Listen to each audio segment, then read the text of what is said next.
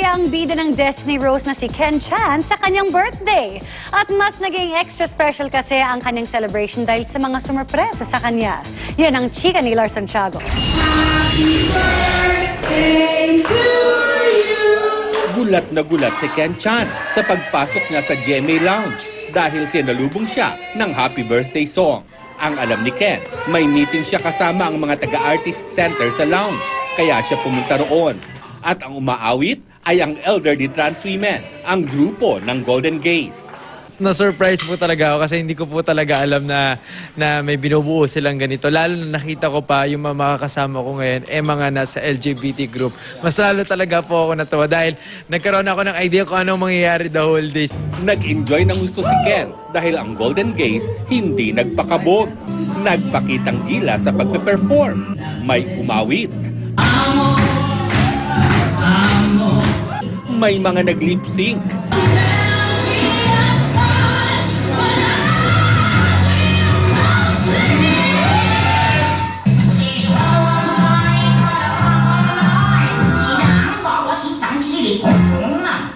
At ang lahat, rumampa sa isang impromptu fashion show.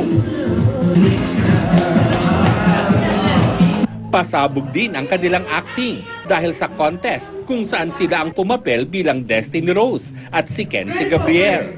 Kasampay lagi ni Jasmine. Nasasaktan ako. Alam nila kung bawat linya, eksaktong linya ni Destiny Rose kung ano yung sinasabi. Alam nila talaga.